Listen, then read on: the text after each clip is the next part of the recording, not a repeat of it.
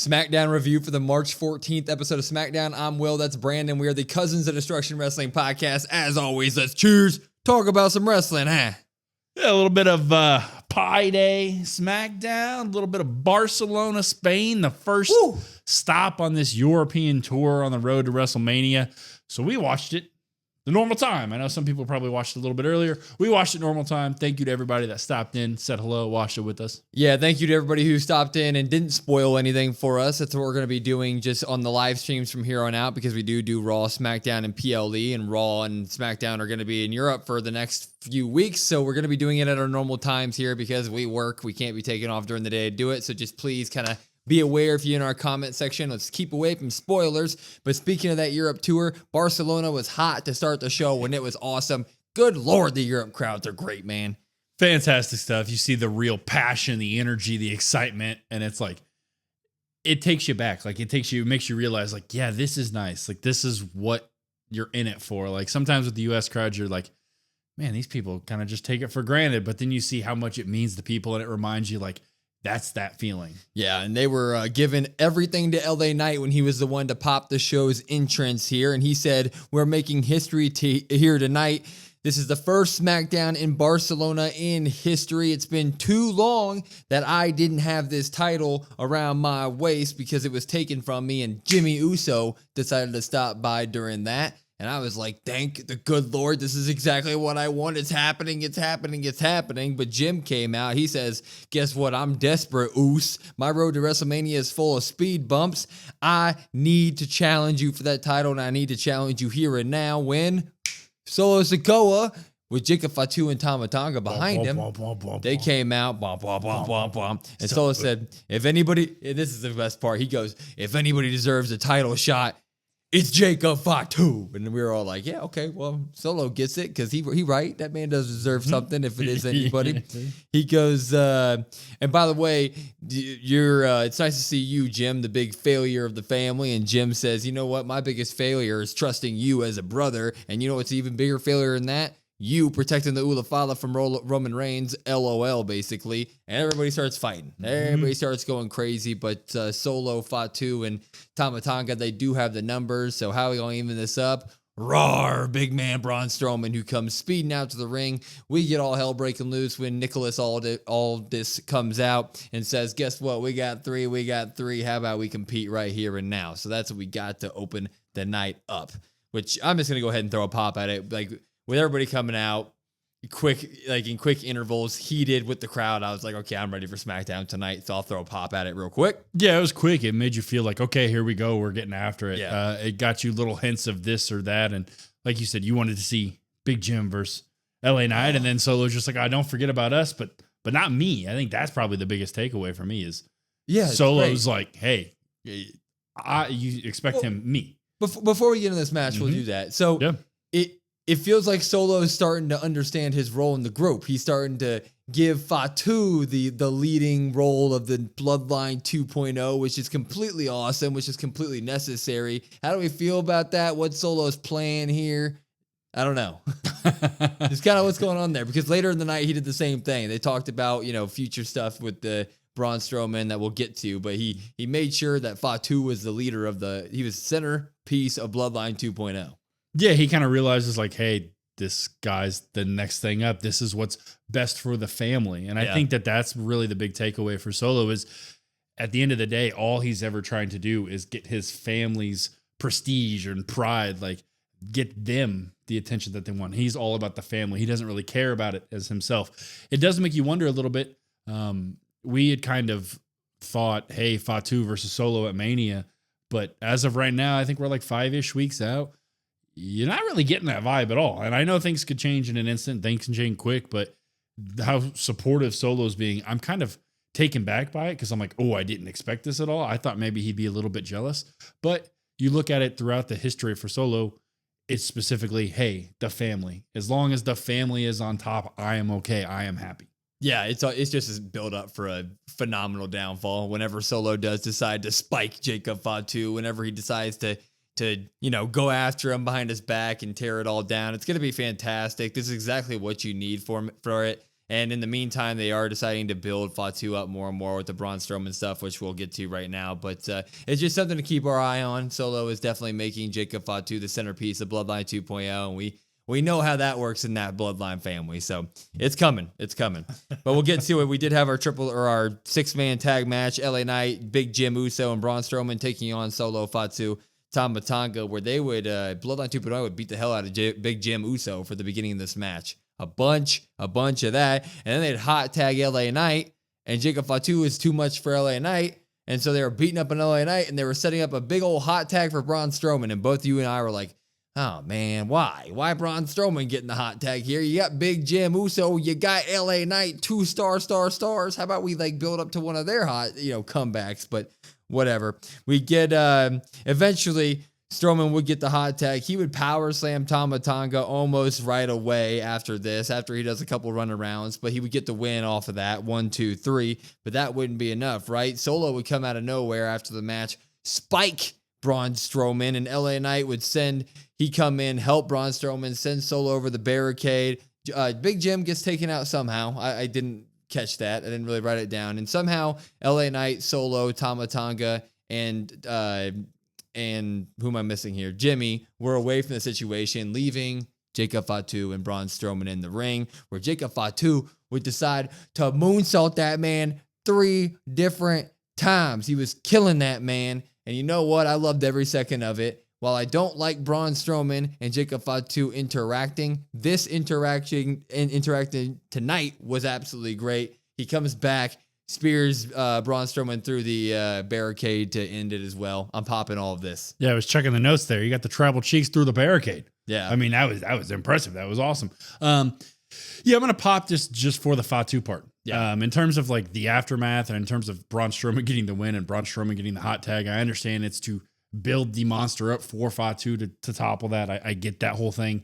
But, I mean, admittedly, LA Knight just won the title. Big Jim is Big Jim. One of those guys can pin Tama Tonga. I don't really need it to be Braun Strowman. Next week, we get Fatu versus Strowman. Hopefully that is the end of that, and that's it. Yeah, no, that's literally, it's exactly my favorite. It's this is cool tonight. I like seeing him kill Braun Strowman like this. Moonsault, tribal cheeks, all good. But we saw him kill Braun Strowman at Saturday Night Main Event a couple months ago, and he just popped up back from nowhere. So it's can we just put a nail in the coffin here? Let's make next week the end of this, move the hell on from it. We get Jade Cargill, who's in the stands before the show, empty stands with Kathy Kelly doing an interview because obviously a lot of stuff's been going on there. And Kathy Kelly is a reporter doing her business. And Jade says, I'm okay, but Naomi kind of tore us all down because she was a part of our group, our best friend group, me, Bianca, and Naomi. And while I don't remember much about the attack, all I remember is getting hit in the back, getting thrown onto the car, and then as it was fading to black, I could see Naomi running away. And she said, how can I trust anybody now? And seeing Bianca just tag with Naomi after it happened, it was absolutely nothing. Everything was okay. That lit a fire in me, and I had to come back and settle my score with Naomi. When you hear some laughs coming from behind. Not just some laughs. You hear the laugh. The laugh of laughs. Miss Liv Morgan and Raquel, who are entering the stadium like they were going to do something there, even though they didn't have a match on the show. But either way, they're laughing, and Jade obviously gets mad at Liv because they're talking about something serious, and Liv's being mad. And Liv's like, you know what? How about you give me a damn apology? Because everybody's been telling me for months and months that I was the one to attack you, so freaking apologize. And then her and Jade go back and forth because Jade's like, you don't even deserve the titles. Anyway, we're getting a Jade Cargill Liv Morgan match next week, which is going to be fantastic. Can't wait for that. This is all totally fine by me. I'm popping it. Yeah, I'm going to pop it as well. Got kind of what we thought. I like the sit-down interview style for Jade. I think that kind of suits her better. Yeah. Where you can try it a couple times, record it a couple times, make sure you really get that emotion out of her. Yep. She did a great job. I thought it was really well done by her and by Kathy. And then you got Liv being just Liv Morgan, right? You insert her right into it, which is just fantastic stuff. And then you get a match next week. Liv is, she is right. Hey, I do deserve an apology because, nobody ever apologizes to Liv Morgan. Everybody just moves right on. Yep. And then Jade obviously being upset because you know what? If that happened to me and somebody was laughing, I'd probably be pretty pissed too. So they're both justified. In terms of the match next week, this is the right person to put in the ring with Jade. This is fantastic. Liv has been steadily increasing. I mean, she's making every woman on the roster look fantastic now. So put her in with Jade. I don't really care the result, to be honest with you. I'm just excited to see the match. Yeah, I mean, you could look at it from multiple different perspectives here. Like, Liv is going to sell like crazy for Jade. She's also a very safe worker, so it's someone to put Jade back in the ring with singles action-wise to kind of get her feet back into it. And then also, you do get Liv Morgan over to SmackDown for a week if you want to test the water with anything with the Alexa Bliss stuff that people have been rumored to be thinking that she has the Mania stuff planned with, but and it makes sense story-wise too, because people have been blaming Liv and Raquel for months and months about this entire thing, so you are tying a bow off there. Looking forward to it. Like, I'm glad we're doing it. Can't wait for it. Gotta pop it, right? Yeah. So, looking ahead at that card, you're like, that's the match that stands out to me. I'm like, okay, yeah, I want to see this. Great. Can't wait. Anyway, we move on. Charlotte Flair making her in-ring debut in terms of singles action. Her return to the ring, and it's B-Fab who gets to be there. And she cut a good promo coming in the ring. Couldn't understand it because it was in Spanish. Sorry about that. Don't know. But crowd was absolutely loving her. And there was about a minute and a half of wrestling before the commercial break, correct? And B-Fab got all of it. And when we came back from commercial break, Charlotte Flair got all the offense for the rest of the match here, basically. She would do the Stephanie Vicaire, like, I don't know what the move is called. The famous Booker T move where she's got her, the move, got her head in between her legs. You know the move. But she would put her head in between her legs and do the apron, like, pound her head on the mat. But then she was also using her legs to like suplex her with her legs over and over again, which ended up being sort of like a cheesy looking move. But I thought it was interesting that she did it. Like, I was like, oh, that's brand new. But eventually Charlotte would hit the natural selection. Go with the figure 4. She would bridge it into a figure 8. B-Fab would tap, but she ain't done. She would sit there on the figure 8. Just refs are trying to get her off of her. And then, of course, that led to Tiffany Stratton coming out to the ring. And we got ourselves a good old-fashioned slobber knocker brawl because they were going at it. Security was out there almost right away, and they were separating the ring. And then Tiff got out of the ring and pulled Charlotte out of the ring. And then they fought near the barricade. And Tiffany jumped off the steel steps into Charlotte. Then Charlotte jumped off the announce table into Tiffany. And then Tiffany Stratton did a swanton off the top rope into the outside crowd of Charlotte and 15 other security officers. Everything's going to hell here, but I absolutely loved it. But we have to tack on one little thing here because this carried on over into the next segment. It was Miz TV, and the Miz was in the ring, but Charlotte and Tiffany continue to fight. They come back out. Tiffany climbs onto the freaking Introtron and swantons again off the top into Charlotte Flair and a couple other security guards. You know what? For a rivalry that has been a little bit stale so far, I think this injected some life into it. I loved it. Popping it. Yeah, I'm going to pop this. The match went pretty much exactly how we all thought the match would go. So not really a ton to talk right home about there. Nice to see Charlotte in ring again. Yeah. Nice to see for that crowd, especially the crowd loved it. And then, the Tiffany Charlotte stuff, the feud's been lacking a little bit. And we're like, how do you bring some juice to it? Some people might not think that this really did a whole lot, but to me, it showed that like Tiffany's not going to back down. Like we've kind of felt that thing about Tiffany. It's like, oh, well, you're Charlotte Flair and I'm Tiffany Stratton. But then like Charlotte always gets the upper hand, and it always feels like Tiffany never stands up for herself. She's not assertive. She's not aggressive enough. And she showed tonight, I'm willing to take chances. That was one thing we talked about as well. So the Swantons were awesome. I mean, it's just cool that Tiffany is going to do something like that, especially the one on the Tron on the entrance ramp. That's just something you don't really see a ton of. So this got me more excited, which is all you really need. Yeah, I mean, our complaints about the feud so far were like them trying to make Tiffany the big underdog in this whole thing. And this is exactly what I wanted the entire time. I wanted Tiffany to be like, what are you talking about? Like, no, I'm that girl too. And she was swantoning over, onto everybody. And also after she hit the 2 swantons, she wasn't done. She popped right back up to her feet and was stomping Charlotte in the face a couple of times. It's like, you needed like people to literally pry her away from Charlotte Flair. This proved tonight that she is absolutely not scared of Charlotte Flair. She's her equal. So now we can really get our feet set going into this rivalry. And now the road to WrestleMania for Tiffany and Charlotte seems to really start from here on out. We're going to get wars weekly. That's what we wanted this whole time. I'm glad it's finally here instead of doing the whole Charlotte standing tall over Tiffany every week for no reason. So happy about that. Speaking of Mania feuds that are going to get going here, we did get a Drew McIntyre promo here, and he was basically bringing up how all of Damian's successes this year that he was involved in, that Drew was involved in, Damian kind of just was the man who was in the right place at the right time while other people caused the moments to happen, which Drew pointed out at WrestleMania. He obviously cashed in after CM Punk did all the beatdown work on Drew McIntyre. And then he pointed out how Clash of Castle, Drew McIntyre had the pin on Damian Priest until Punk did the 1-2, oh, look at me, I'm the ref. And then Money in the Bank, CM Punk obviously screwed Drew McIntyre out of his cash-in scenario. So Drew's like, look, you've been screwing me all year, and I'm pretty much done with it. So I'm going to come after you and make sure that you never do anything to screw me over again. Good promo segment here. Nothing more to talk about, but we will get to that down the line because they seem to meet each other later in the day. Miz TV, though, with Cody Rhodes. And, of course, Charlotte Flair and all that stuff happened at the beginning. But Miz would take the mic and eventually introduce his guest of honor tonight. And he said, this man got beat up by two of the greatest rappers of the past couple decades, Travis Scott and John Cena. And I loved that line. I absolutely loved it. Love that John Cena album to this day. It's a good album. It's a great album. I mean, it's damn good. And he says, this man will not be beating John Cena at WrestleMania like I did, because The Miz obviously did that. He is Cody Rhodes, and Cody Rhodes was getting the Cody Rhodes entrance, you know? Wrestling has more than one royal family, the woes, everything. And when he got to the ring to do his second woe, when he climbs on top of the top rope and does his second, The Miz took the mic and was screaming, I am not here to do a sing-along. Half my segment just got taken over by Tiffany Stratton and Charlotte Flair. And now I'm going to have to deal with you two. It's not happening.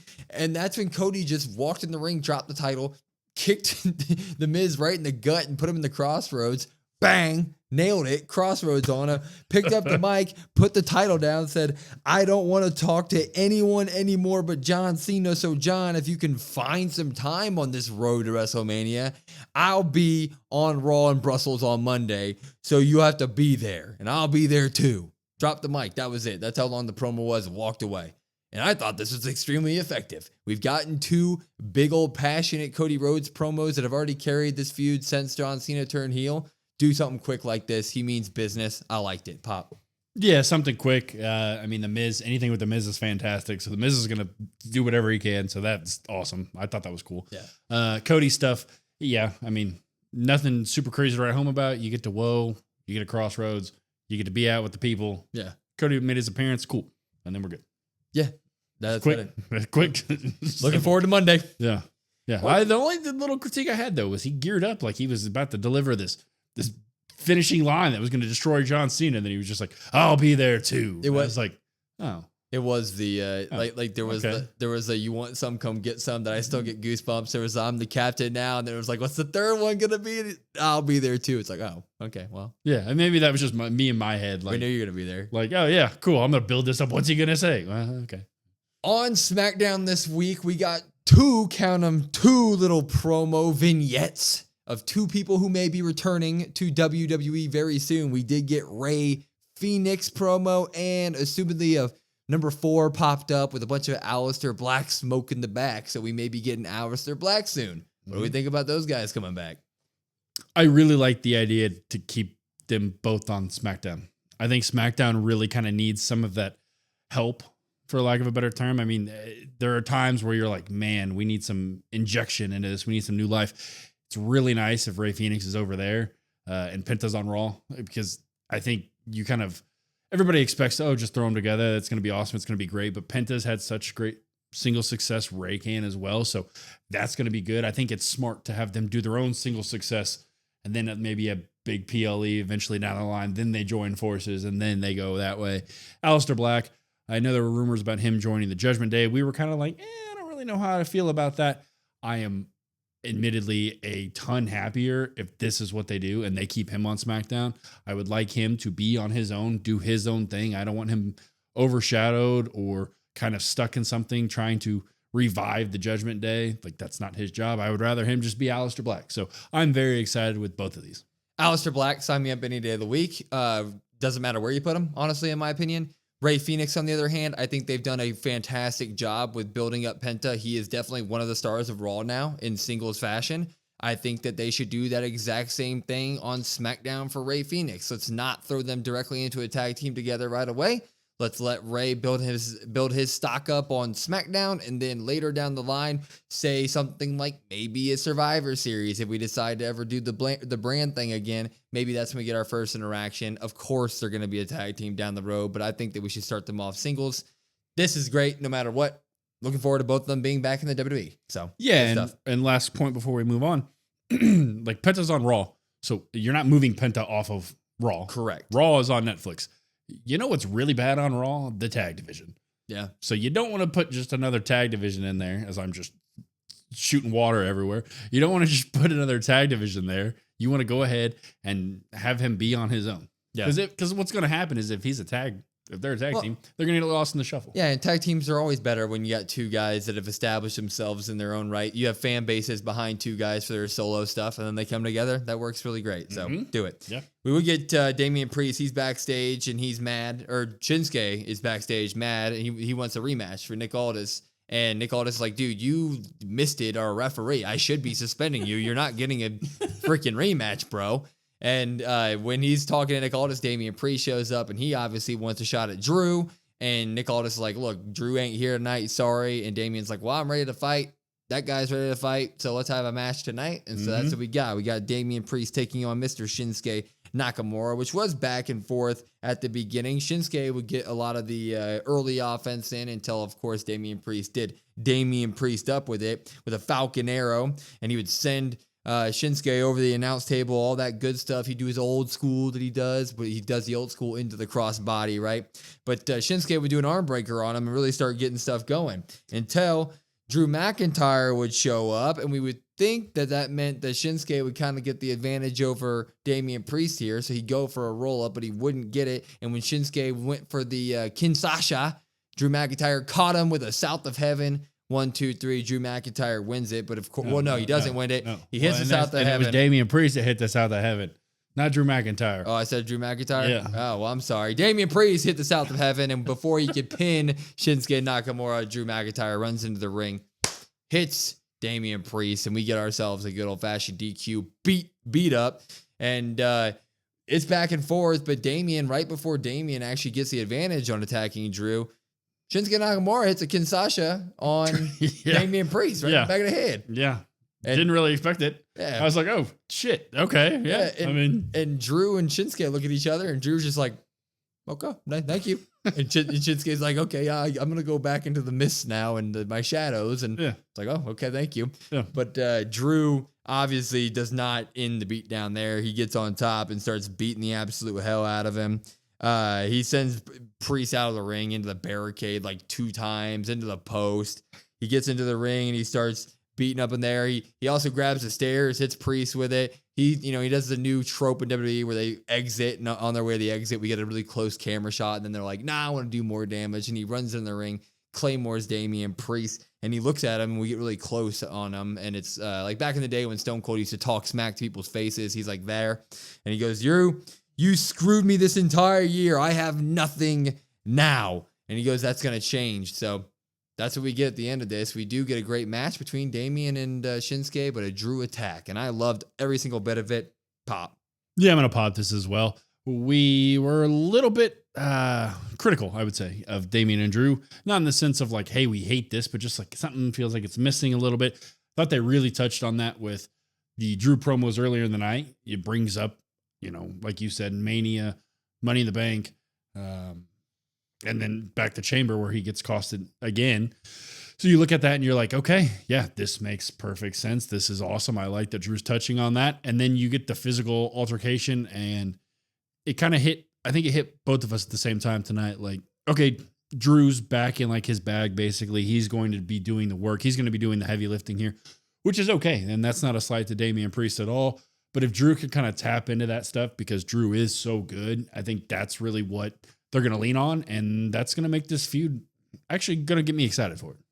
Tonight did a really good job getting me more excited for this feud. I mean, I like the idea of, I like the plot that they're going with. I like that Drew's bringing up an entire year of storyline and stuff that we didn't pay attention to, right? We saw the Punk interference as Punk and Drew interference this entire year. Well, who capitalized off the Punk interference the entire year? Damian Priest. So now we're circling back around that a year later at WrestleMania. It almost feels like, wow, this was well thought out and planned. Like they've established a good story now. I feel really good about it. And these two can obviously go in the ring. And then, of course, you have Drew McIntyre just doing the best promo work of, arguably out of anybody in the company right now. I mean, he's just got all the momentum in that aspect. So then you get two guys that are just, trying to kill each other in the ring weekly on SmackDown, plus that good storytelling. It's like, okay, you know what? I'm listening. I'm listening. You want to do this at WrestleMania? Give me a reason. I'm down. Let's get it. Yeah. Yeah. Like you said, it's kind of like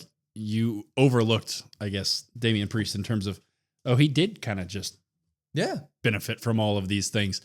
And Drew and KO, they both continue to speak only facts. And you're like, oh, damn. Yeah. You know what? Yeah. Screw that guy. Yeah. Yeah. So sign me up. Kathy Kelly's backstage again. She's now with the Secret Service, Alba Fire, Piper Niven, and Chelsea Green.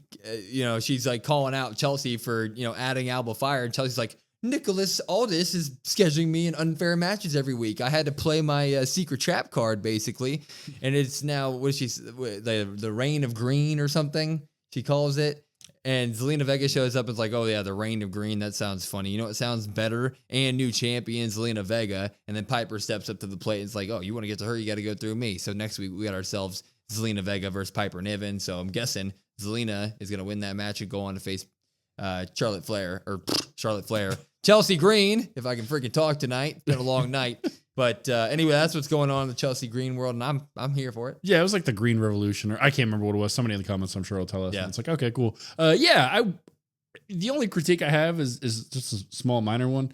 Is I would have liked Alba Fire to say something. Yeah, I agree. She had some good facial expressions that I thought were really nice, but I would have liked her to just, I don't know, say a line. I wish she would have been the one to step up. Yeah, and I think... Or like Piper steps up and then Alba's like, no. Yeah. But, so she says you got to get through us, which Piper does say us. So I think that's important. So maybe Zelina beats Piper and then Zelina has to go on and face Alba Fire. I would like for her to get through both of them. Yeah, but then she'd undoubtedly go through all of the Secret Service and they'd be dead on arrival. And I'd be like, oh, this is PFC again. I mean, you could even have Chelsea like just interfere in one of them. And I get it.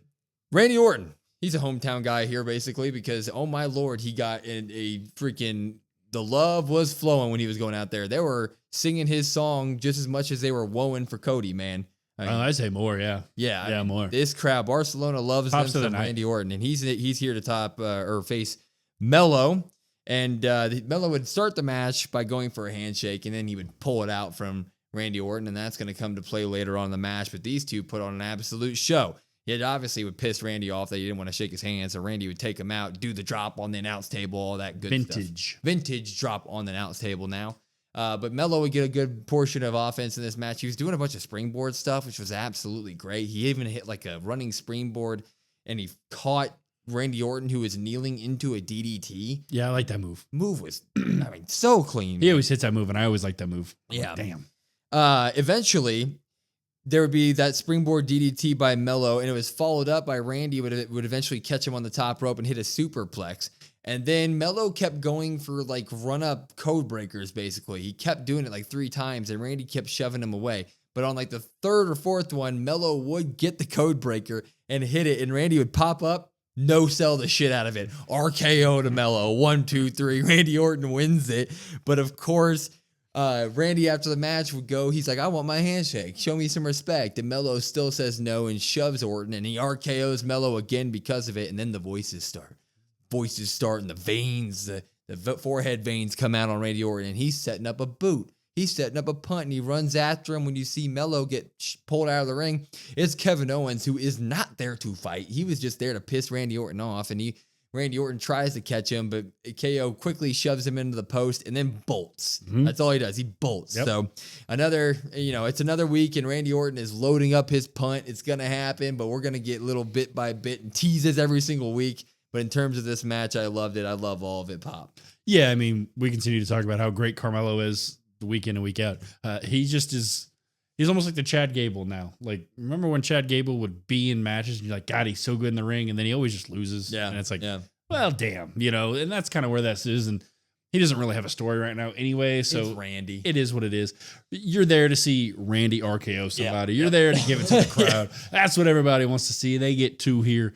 They charges up the punt. Oh man. Like I'm sitting there, like I know it's not going to happen till, Mania, but I'm just like, just, I don't care who it is. I don't care. It could be Joe Tessitore. I don't care. Just give me a punt to somebody. Yeah, we ain't getting a punt till Mania. Sorry to tell you. I love it though. Tease it every single week. Give me this close. Make me believe it every single week. Tonight I didn't believe it. It wasn't even close. But give me a couple weeks where it looks like he's right there, and then you get the what's it called, the Charlie Brown and his girlfriend where she pulls the football. Give me that every single week with Randy Orton and the punt. I can't wait for it. It's great. Well, let's move it on here. We do have Gunther coming out to the ring, and we're like, we watching Raw? No. Oh, wait, they have 3 hours to fill. That's why. But Gunther comes out, and he says that he wished he was in Madrid instead of Barcelona. I think they're soccer rivals, I'm guessing. They're biggest rivals. Biggest rivals. Real Madrid. Dude, I don't watch soccer. Yeah. Apologize. He goes, I'm here to prove a point. You all love Jade dancing with you like a bunch of idiots. I heard that there's a kid around here that's supposed to be the best wrestler out of Spain. He's supposed to be a pretty good kid at this, a kid. And here he is. His name is Axiom. And it's Axiom. It's great to see. I'm happy. And this man put on a damn show. There was no squash match here. This was an absolute show between these two. Axiom would absolutely hold nothing back at all. He was doing everything that you see on NXT, but to Gunther, who was selling for him and doing phenomenal stuff. The whole thing was he was too fast for Gunther and basically too athletic. Gunther couldn't keep up with it. But eventually Gunther would hit a huge chop on him, and you would think that would be where he dominates. But no, Axiom would pop back up, start hitting top rope drop kicks. Gunther even at one point tried to do a top rope power bomb, but Axiom reversed it into a top rope Hurricane Rana, and he hit that. It was a near fall from Axiom. He almost pinned the man, but then of course Gunther became Gunther, and he power bombed him. And then he picked him up and he clotheslined him. And then he power bombed him. And then he 1, 2, 3 pinned him. And then he was like, I'm not done with that either. And he choked him and he put him in a sleeper hold and he made Axiom fall asleep. And there was no Jey Uso pop saves the day. We just sat there and watched as Gunther killed that man. Yeah. But this was a great showing from Axiom. It continues the Gunther storyline that we're going with. This was great. Pop. Yeah, this was one of my favorite parts of the night. Yeah. I mean, you get Gunther and like you said, it is continuing that storyline. He's building up the new talent with Axiom, which Axiom's fantastic. I'm assuming most people know who he is. He was phenomenal. He looked great. The story was nice. I'm too quick for you, but I'm going to keep trying to chop you, and I'm going to assert my dominance, and he just can't. It's still that storyline. It's still such a good storyline. Yep. I like having it with the different people, too. Axiom, crowd favorite, obviously. So obviously Axiom is not going to win, but the buy-in from the crowd and just the excitement, the energy, and you're like, damn, come on. And it's like, you're so close. And so that was awesome. It was great. Just all around top tier stuff from Axiom and Gunther. Yeah, no complaints. Absolutely none. Eventually this is going to get old with Gunther like picking on the weak is what they're trying to sell. But that everybody is still having a chance during the match. Like he's picking on guys, but there's a good, there's always a minute in the match where you're like, oh my God, right? That's eventually going to get old. But if you're going to do it in this way where you bring guys up from NXT and stuff like that and you really give them a good showing, like Axiom looked phenomenal here. He only looks better. If you're going to do that, keep doing it, man. I'm down for it. So I'm down. Anyway, Paul Heyman would come out to ruin our night, kind of. He would come out, and Monday night was one of the biggest questions, right, of the week of wrestling. Paul Heyman was choosing CM Punk. He was helping CM Punk while his tribal chief was, taking care of Seth Rollins' business. What is he going to say? What's his excuse going to be for doing so? Well, WWE 2K25 came out today, everybody. And you're probably sitting there like, what are you talking about? That's what this promo segment was about. Paul Heyman came out and said, I'm going to hype you up on 2 things. 1, it is Roman Reigns Day because 2K25 releases and he's on the cover. And 2, some people have a problem with Roman Reigns Day. One of that being my friend, the best in the world, CM Punk. And it is not CM Punk Day, though. It is Roman Reigns Day, and for one, it is definitely not Seth Rollins Day. It will never be Seth Rollins Day. I hate that, man. And they start to sing the song in the crowd, and he says, I hate that song, blah, blah, blah, blah. He goes, if anybody has a problem with Roman Reigns Day, though, they can come say it to his face next week. And that was it. He came out to hype up WWE 2K25 and tell us that Roman was going to be there next week, even though we already knew Roman was going to be there next week. After what happened on Raw, I know this is not a Paul Heyman fault, right? They told him to go out there and cut this promo. It is WWE Creative's fault, but like this sucked dropping it.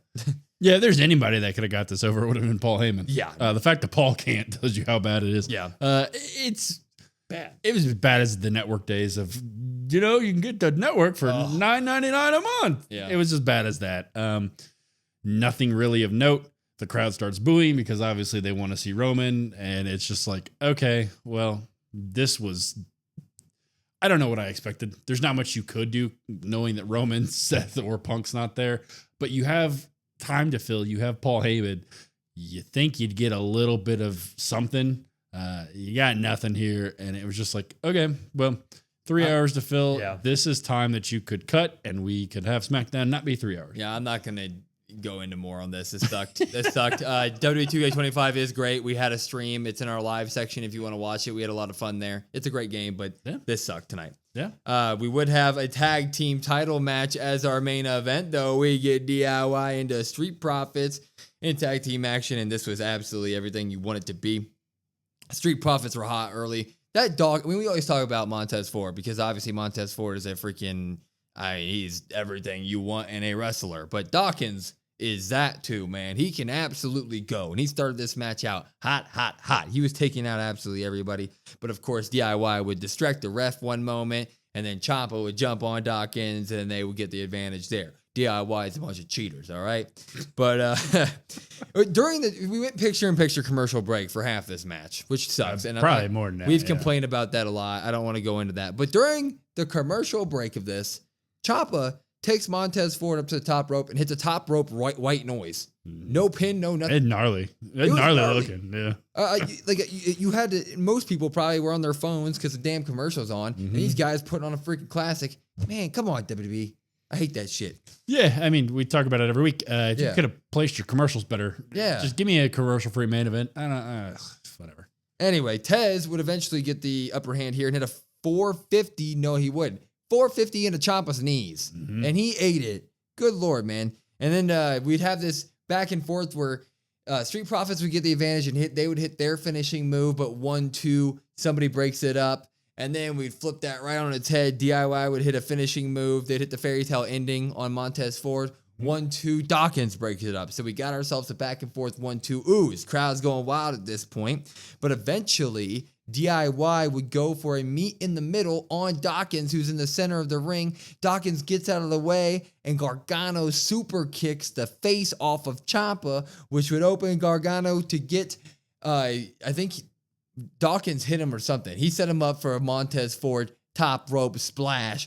Tez hits it. 1, 2, 3. The Street Profits are finally, after a long time, your tag team champions. These guys are phenomenal. We have been big Street Profits supporters on this stream and or this podcast, and we cannot be more excited for this. I gotta pop it. Yeah, I'm gonna pop it as well. I mean, this is fantastic for you. You are the number one Montez Ford fan. They even played with our emotions there at the end. I mean, they have Gargano set up for the Street Profits finisher, and then, oh, nope, it's not, and there's a save. You're just like, oh, please don't do this. Please just give us what we want. It's the Batista. Give me what I want. That's give me what I want. that's where we're at. And so it's fantastic stuff. We talked a little bit about what does this mean. I am a little worried, TLR, this is for you. I'm a little hesitant because the title switch and all the cloudiness, you have Los Garzas before saying, hey, we want those titles. You had Pretty Deadly watching. I would just like a Street Profits run with the titles. I'm a little hesitant now because of all the commotion around the tag team scene. But for right now, we're going to enjoy it. This is fantastic, long overdue. And like you said, Dawkins is probably overlooked a little bit too much because Montez is that guy, but Dawkins is as well. So shout out to him. Yeah, I mean, I think that I think that they're gonna hot potato these titles before Mania. That's kind of what we came up with while we were streaming with the chatters. It just feels like how we're gonna end up getting the 5-team tag team match at WrestleMania is gonna be, these guys get a title reign, these guys get a title reign, everybody's number one contenders, and it's just flip flopping back and forth. And then eventually Nick Aldis is gonna be like, we need to put this all to rest. All you guys, one match, ladder match or something at WrestleMania, winner takes all sort of deal, and then clean slate after that. But I'm going to enjoy every second of this as it is right now because I am a huge Street Profits fan. I love Montez Ford. I think that they deserve it. I think that they should be 10-time tag team champions by now if they were utilized correctly. But I'm going to enjoy the moment right now. This was fantastic, and I'm happy it happened, all right? Yeah. Fantastic ending to a marathon SmackDown, you could say. There was nothing bad on it. There was nothing particularly spectacular, but it was one of those things where like everything was a 7 or 8 out of 10. And when you stretch that out 3 hours, it just feels like, oh Lord, this is long. So, I mean, we say it every single week. SmackDown needs to be 2 hours, but we're getting that in a couple months. So yeah, good show on the road to Mania. Excited for Monday. Yeah. And we'll be live streaming it. We won't be live for Raw, so I guess we won't be live streaming it, but we will be streaming it later in the day because we work, so we can't be taking off work every Monday for the next 3 weeks in order to stream Raw. But come join our stream. We will have it on around normal time of what Raw would be on a normal Monday night. We'll let you know in the Discord for more information. So we do have that link tree with our Discord in it if you want to see it. And at COD WrestlePod on everything else, at COD WrestlePod, COD WrestlePod, YouTube, Spotify, Apple, wherever you get your podcasts. And that link tree I just said has all the rest of the socials. So go ahead and check that out. But I'm Will. That's Brandon. We are the Cousins of Destruction Wrestling Podcast. And we will see you next time.